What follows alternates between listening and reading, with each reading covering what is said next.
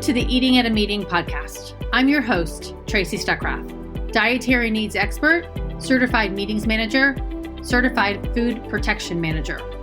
I have searched the globe to find people and businesses who are creating safe, sustainable, and inclusive food and beverage experiences for their employees, guests, and communities. In each episode, you will find authentic conversations about how food and beverage impacts inclusion, sustainability, culture, community, health, and wellness. I know that sounds like a lot, but we're going to cover it all. Are you ready to feed engagement, nourish inclusion, and bolster your bottom line? If so, let's go. For the month of March, and today is the last day of March, I have been highlighting and interviewing women who I think are doing really awesome and cool things in the food and beverage field. And so you need to check out all of those episodes. But I have one more today, and I'm so excited to talk to you, Chef Kristina Stanley, and who was introduced to me by Amy of Belly and the Beast. And you can check her podcast episode out.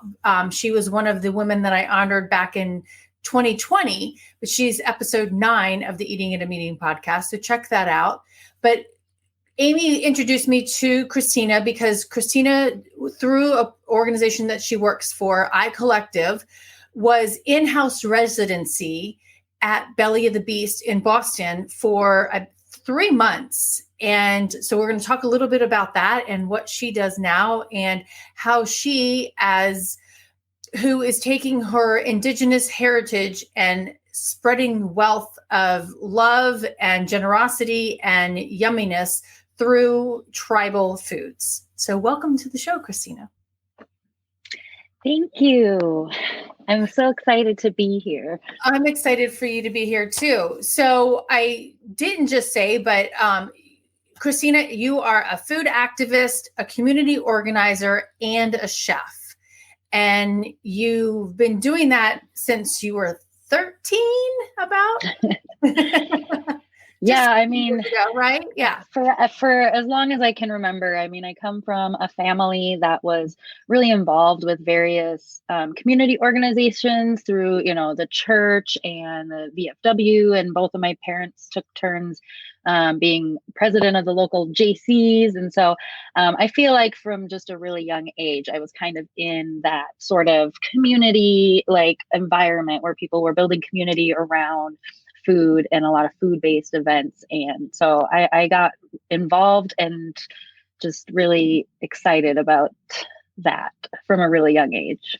Well, and that's really cool because I like the focus of what you're doing is reintroducing or celebrating Indigenous foods and utilizing tribal products and foods into the foods that you create. And you did that at Belly of the Beast. And so first, before we get really into that, can you talk about what Indigenous foods means for the listeners? Sure. I mean, essentially, the way I kind of describe Indigenous foods to the Americas is it's really just like hyper place-based eating, right? I mean, we and our ancestors will utilize the nutrients and the food relatives that are available to us where we are located. So for many folks now, we focus on both the ingredients that are, indigenous and, native to the region where we currently live, but also often to the location or the region where our tribes were originally located or would have originally been. Okay. Prior to colonialism. So, that's interesting. So you've migrated to different areas. So you're trying to also instill what was from the original location that you were into where you are now.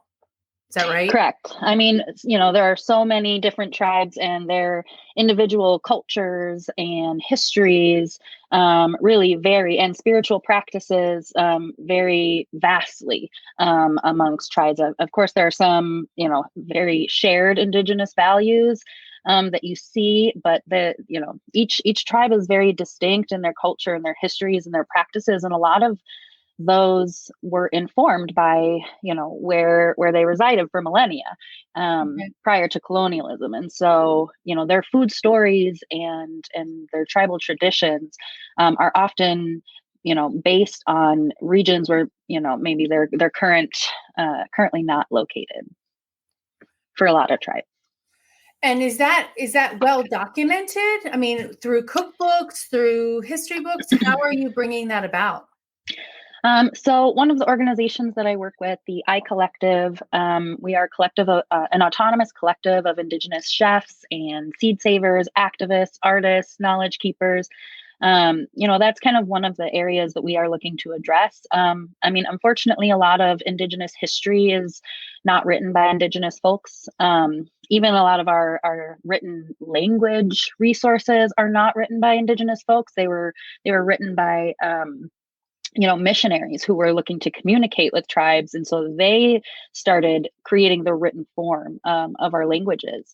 Not a lot of people realize that most of our tribal histories are shared verbally, through storytelling and sharing knowledge in that way.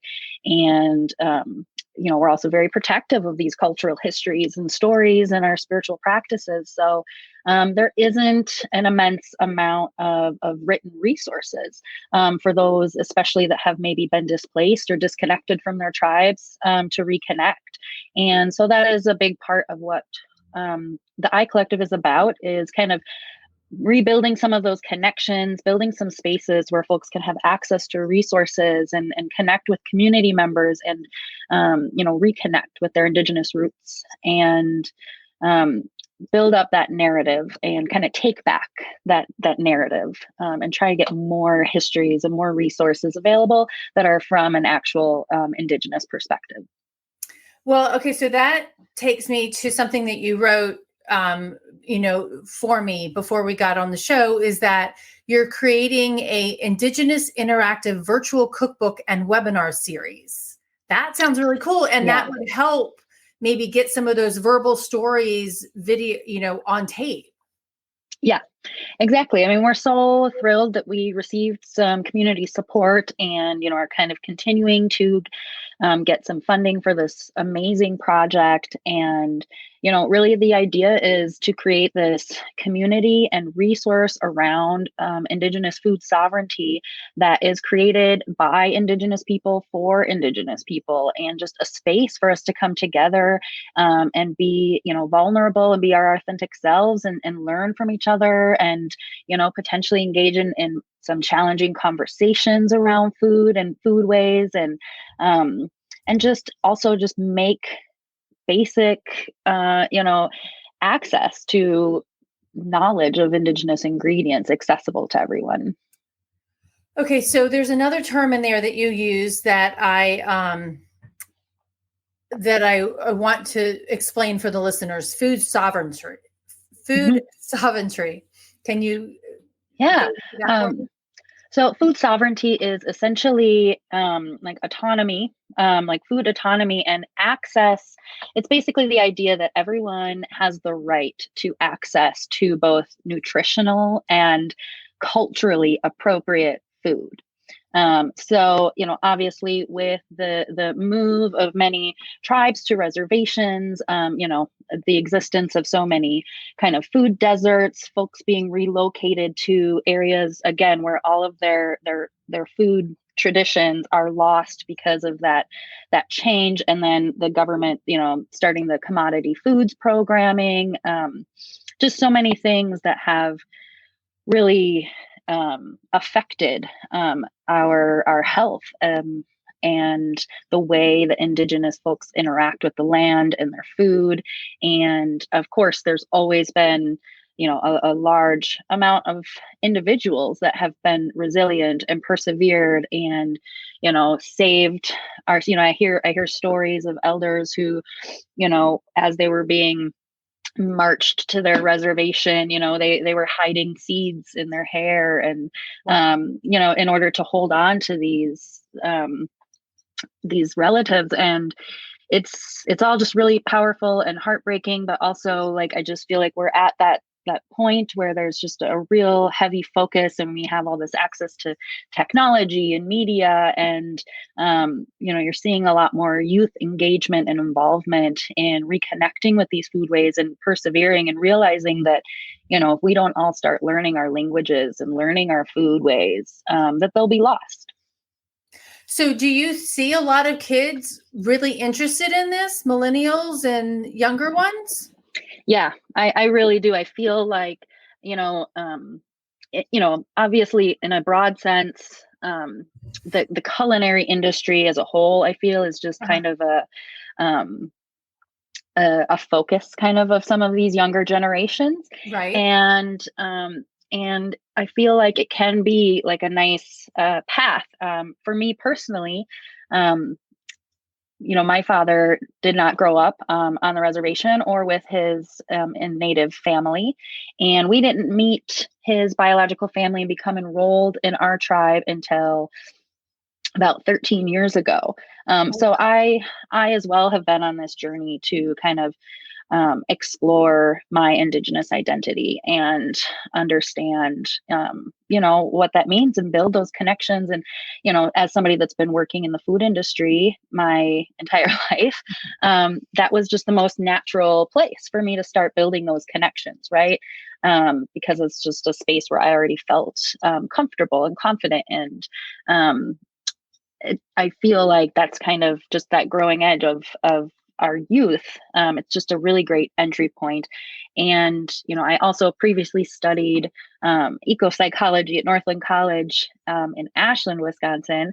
And there I kind of had a focus and emphasis on horticulture therapy. So I already had like a lot of these ideas about, food as healing, and just not just food itself, but just that connection to the land, and that the action of growing your own food, producing your own food, and like the effects that alone can have on your spiritual and mental well-being and physical well-being, of course. So yeah, I do feel like I'm seeing a lot more youth that are kind of getting excited and getting involved, and having an interest and a passion to help build these communities and help preserve these cultures. And, some of it is just added access to resources, through different tribal organizations or other Indigenous-led nonprofits, that have really been paving the way to build different programming and opportunities and culture camps, and just building more spaces for this to happen, and making sure that our youth are exposed to it at as young of an age as possible. After the fact, I'm going to introduce you to the Small Bites Adventure Club. They're out of Atlanta, but it's a mail to you kids kit to introduce to food. So you guys need to connect. Cool. Erin and Asita and Judith Winfrey, she's going to kill me. There's 4 women that are doing it. It's a great little organization. So that would help you guys, I think, do it a different way as well. So as you're doing this research and delving into your history, which just really kind of reiterates everything that people are trying to do now, is like find out where they originally came from, right? There's so many commercials on it. But have you found, you talked about your dad being, a member of the tribe. What about your mom or doing this research? Have you gotten any, because it's Women's History Month, good advice from women in the tribe and around the cooking, or, how to move forward with your life? Yeah, I mean, I've learned so much from reconnecting with both my tribal community as well as, all of the amazing, peers, mentors, aunties that I have been blessed to work with over the past 4 years or so, as I've really become involved within the Indigenous food sovereignty movement.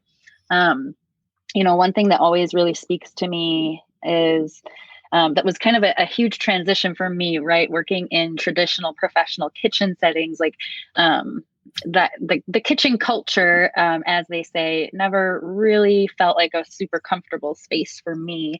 And just being in the kitchen with other Indigenous folks, has been just one of the most impactful experiences. And one of the things that resonates with me the most is the teachings of gentleness and how, we impart a part of our own spirit into the food that we cook. And that, essentially, if you're not of good mind and spirit, you don't cook food for other people to consume, because you're imparting, you don't want to impart that negative feelings or thoughts or energies into your food. And just that, even, has really impacted the way that I approach. And I feel like, that was just kind of already my natural, temperament, but it still like really just resonates with me. And it's something I'm very, very mindful about whenever I am cooking for community.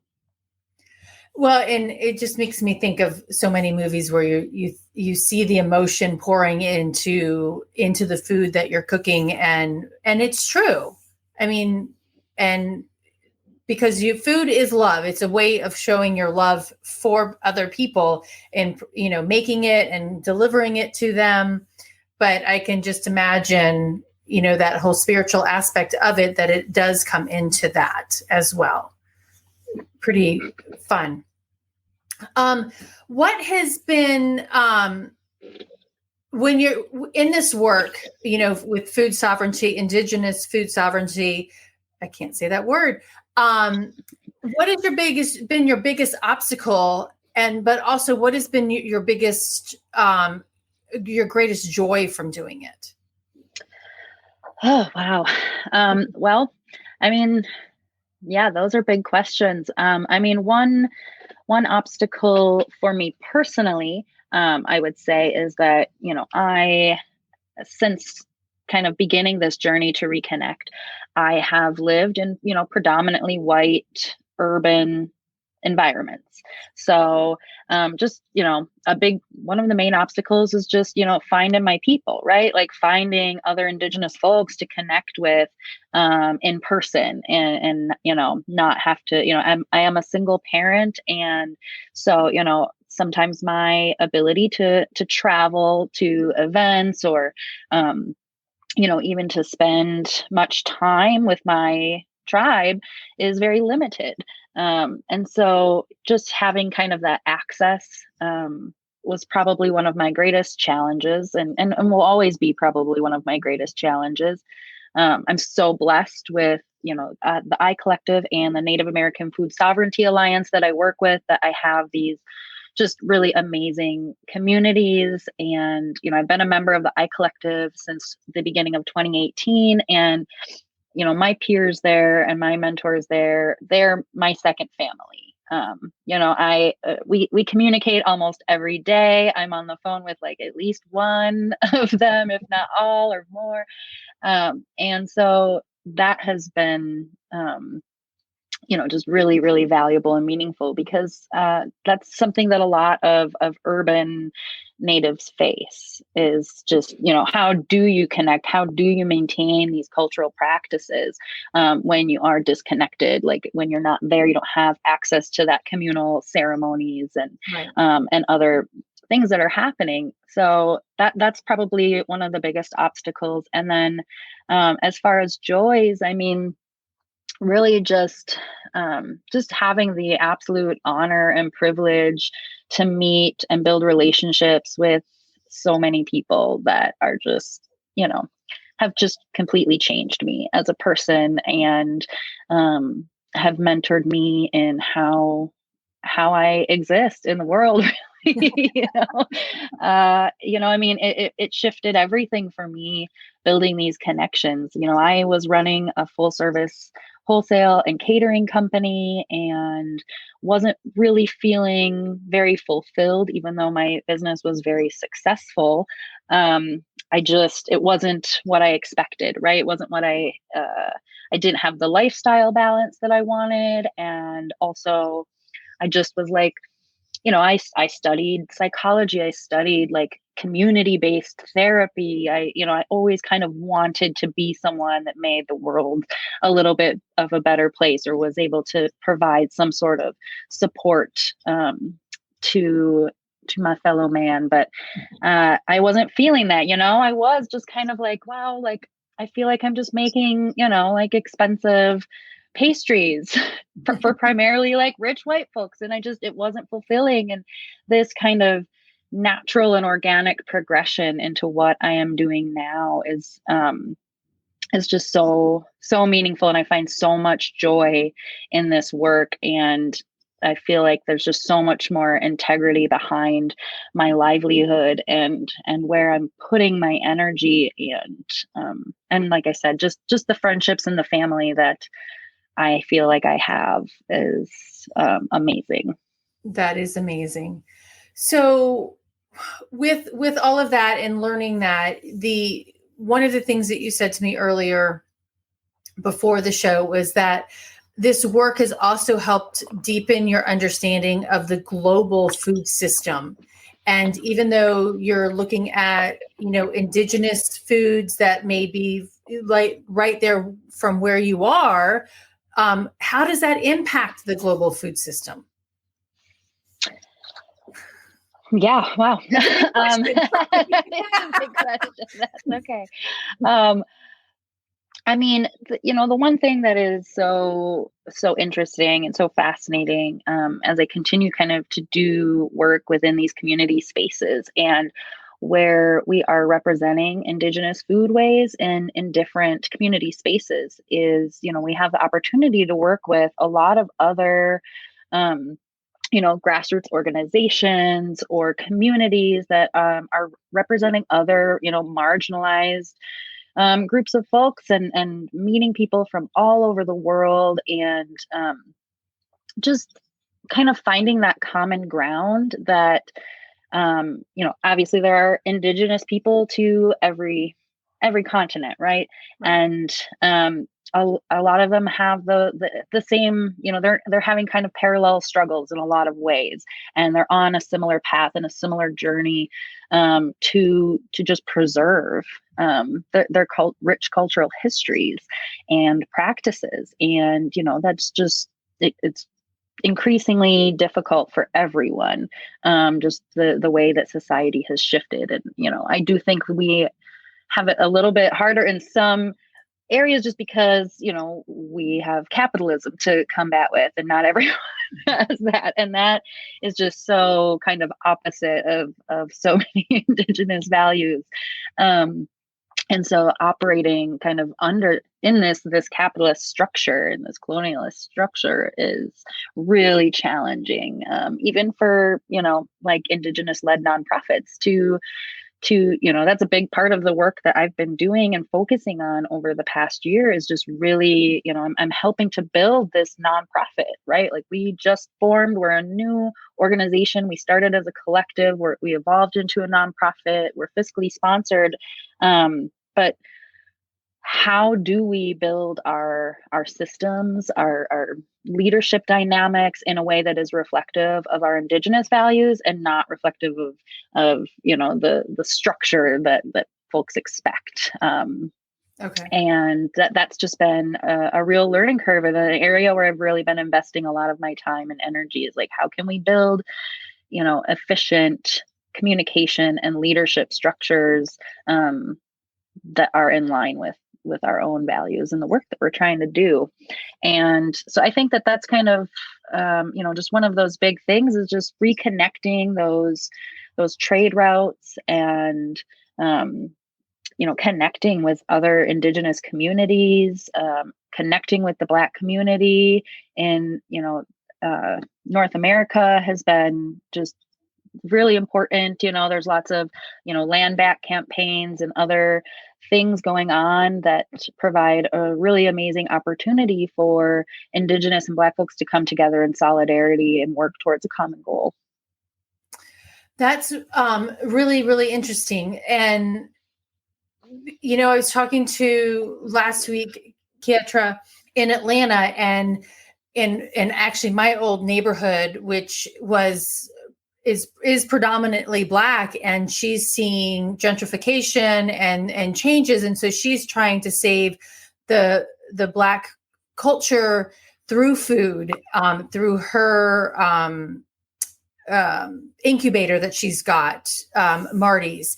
And And that really is just, it's saving that history, which you guys are trying to get. And when you don't have, it documented in a variety of ways, and it's passed down through family, let's just say family Bibles or family books, or through stories, that's going to be really challenging to do, but also so powerful to put that message out to everybody.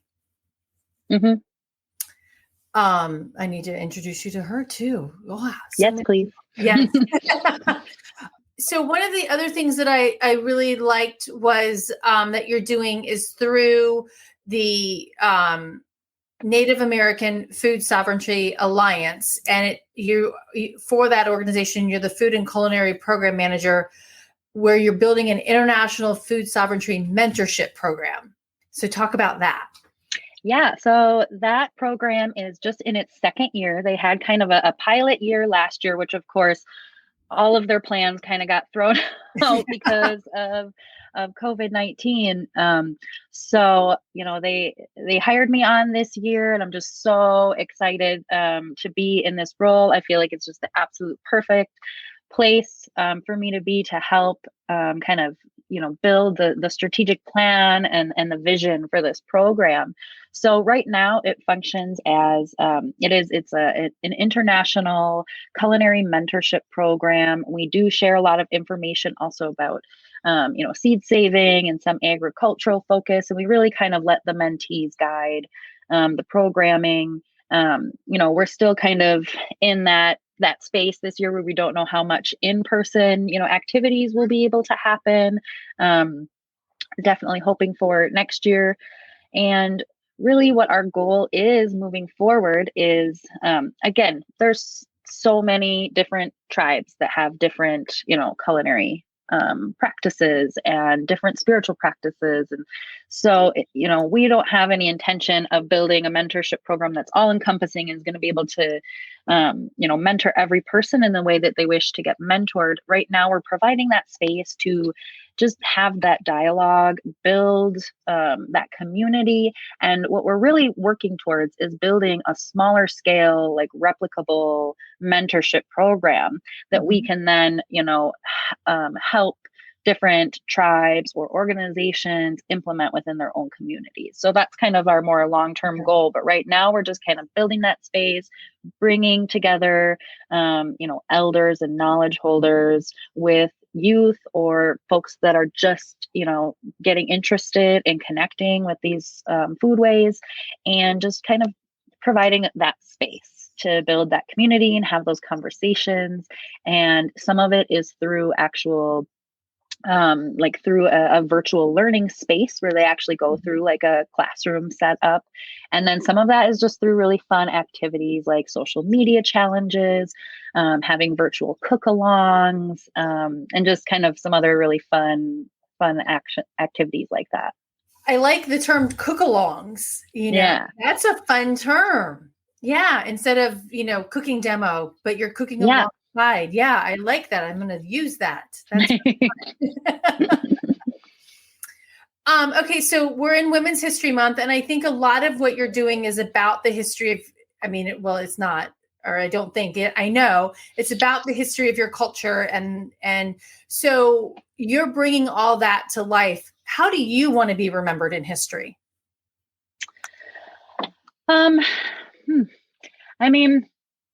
Really, I only wish to, reflect well upon, my family and my peers and my community, my mentors, my ancestors.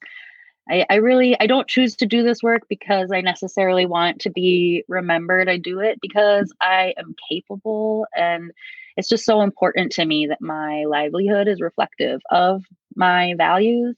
And so I guess I'm just, I hope that that's how I'm remembered, is that I do my best to bring, my full authentic self into the spaces that I enter, and that I'm just laying myself at service to the community and contributing to this work in whatever way I can. That's a very generous thing to do and to be remembered for. So no, that's beautiful.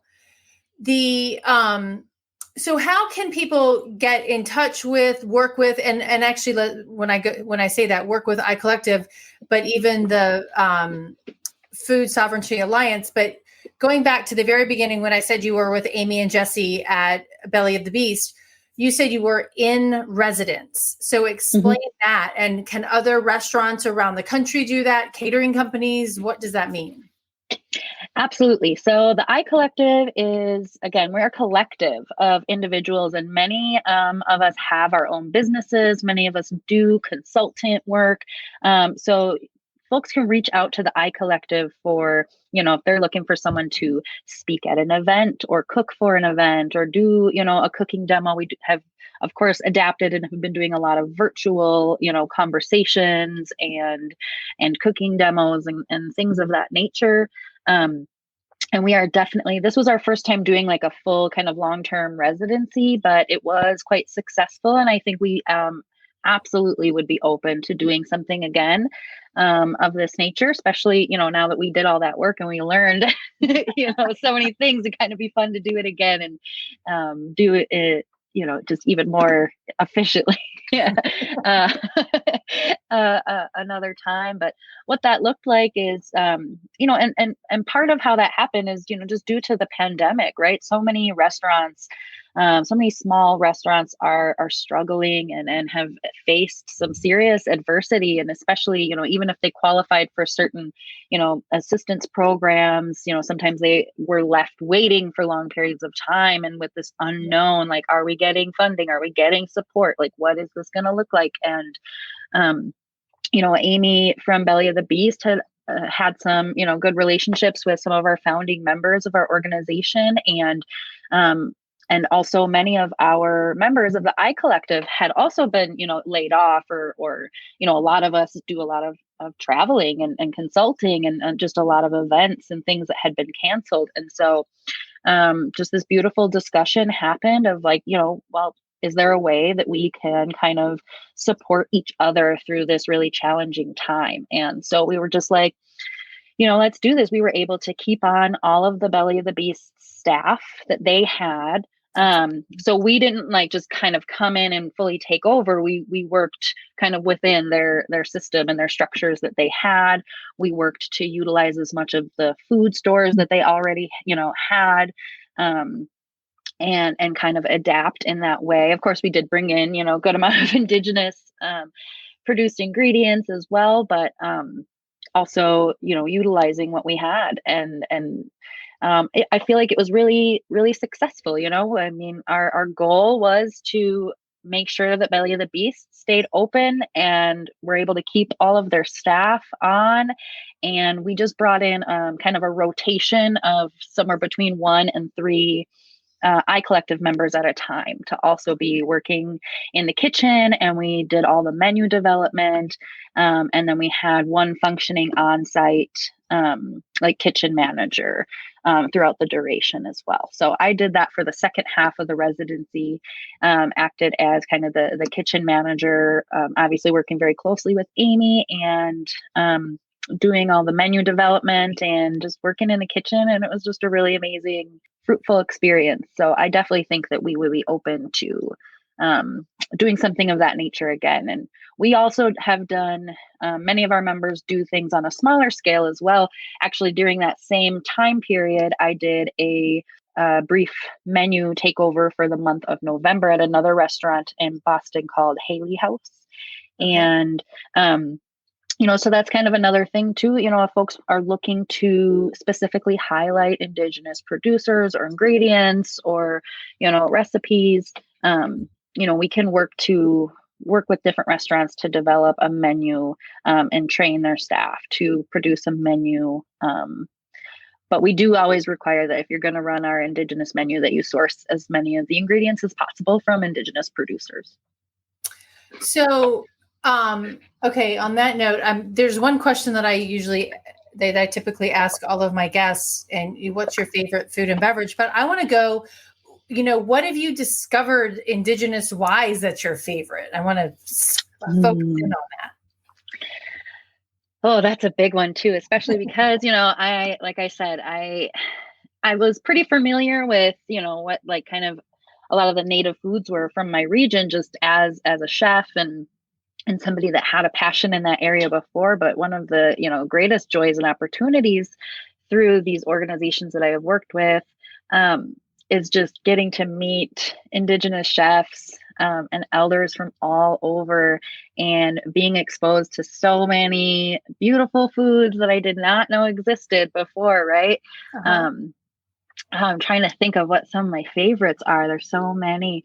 I mean, choya buds is probably one that's right up there for me. So yeah, it's like the fruit of the choya cactus.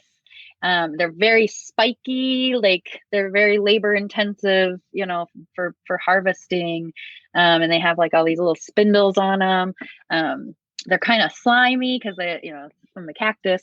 But they are so delicious, and they're really good pickled, and they kind of have a flavor and texture of asparagus almost. So that's kind of one thing. But yeah, as somebody that has worked, a good portion of my culinary career as a pastry chef, I think one of the most fun things for me throughout this journey has been, and there's not a ton of like true traditional, like Indigenous desserts, right? Like we didn't really consume much in the way of sugary or sweet things. I mean, we obviously didn't have processed sugar, and that's not something that is utilized, but adapting to the modern world, like folks want a dessert course. And so that's been like a really fun journey for me, is playing with all of these different Indigenous grains and ways to sweeten things to create some really interesting and dynamic like desserts and pastries. Has been just really fun. There's like a mesquite flour that is one that is really fun to play with. It has this very smoky, nutty, kind of bitter flavor. And that is like the actual, it's a plant, it's the pods that are ground up. And it just adds such an interesting, complex, it's just a flavor that, there's nothing that can replicate that flavor. And other things that I had been exposed to, but didn't realize that like there were so many different variations, regionally, like sumac. I was kind of familiar with the sumac that is indigenous to the Great Lakes region. But then being exposed to 3-leaf sumac, which is kind of more something available in the Southwest region, and just being able to see like those flavor differences or the different ways that folks cook has just been really amazing. Like one staple thing in the diet of many tribes is corn, right? Corn mush. But that's one thing that's so fascinating to me, is like so many tribes, like while it seems like it's such a simple, food, right, to have corn mush, but every tribe has different, obviously different corn varieties that they use most often. And then they, in order to nixtamalize corn and make it, digestible and palatable and to be able to get all the nutrients out of it, you use different forms of cooking ash. And so that's another thing that kind of varies. So it's like different corn, and then also different kind of cooking ash. And just, it's like so simple. It's just 2 ingredients, right? But it can create just such a crazy difference in flavors. And just as a chef, like that, was definitely one of the first things that just was like, wow. Cooking ash, you mean like ashes from wood, or what? Yeah. So a lot of folks commonly use hardwood ash, but you can also use, like juniper ash or avocado, burnt, like corn husks turned to ash. I mean, there's so many different kinds of ash. And when you have that produced, it provides the, what's necessary to nixtamalize and help make that corn more digestible. So it's, and I feel like I'm always learning about new cooking ashes. Yeah. And it's, again, like it's just such a simple thing, and it's a thing that so many tribes share, but it's so different. And that's really amazing. I would love to just bring representatives from a whole bunch of different tribes and regions together, just have them make their families, corn mush, and just like go through and taste them all. I feel like that would be like a dream. That would be a lot of fun.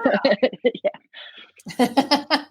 Okay, so my final question is, if you, especially with all the work that you do, if you could have anyone in the world over for dinner, alive or who's passed, who would you choose and why? That's a tough one too. That's such a big question because there's so many people. I mean, my favorite thing in the world is to cook for people and to chat. So, I mean, the first thing that comes to mind is just because, I've been working with the I Collective for a couple of years, and, while some of us have been able to come together in person for different events, like, because all of my collective members have become such a part of my family, and I am talking to them so frequently, like, as simple as that is, like being able to invite them all over to my home and for us to all hold space together would be just a real dream.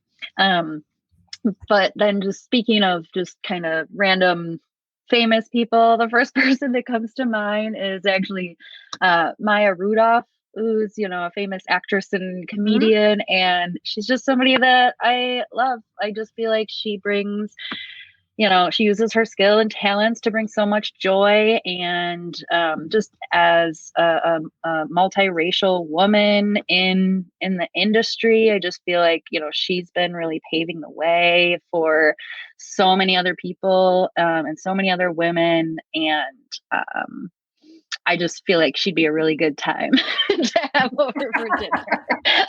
Really, in general, I'm a pretty silly person, and I actually have a background in, community theater and singing, and some of that is stuff that I kind of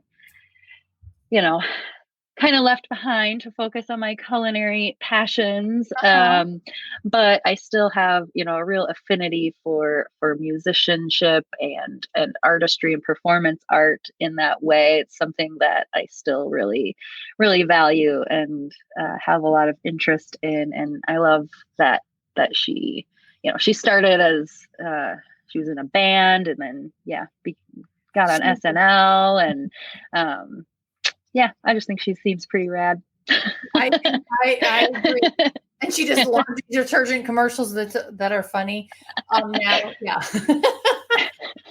Well, thank you so much. I definitely want to talk to you more, because I think this is so amazing that what you're doing, and the fact that you're bringing back the culture of the food of your ancestors and other tribes around the country and around the world is fascinating, and something that we can all learn from, because food is such an easy way to learn and get to know people. So thank you for what you do.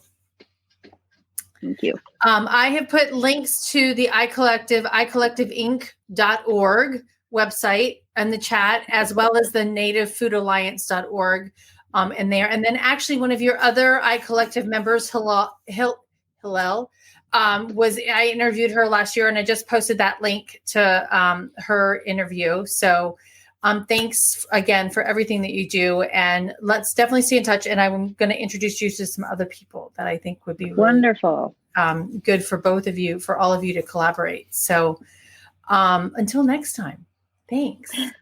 Miigwech. What did you say? I said miigwech means thank you. Okay, miigwech. Thank you. So everybody, thank you for tuning in. This is the Eating at a Meeting podcast. And on today's show, we had the pleasure of chatting with Chef Kristina Stanley of the I Collective and Native American Food Sovereignty Alliance.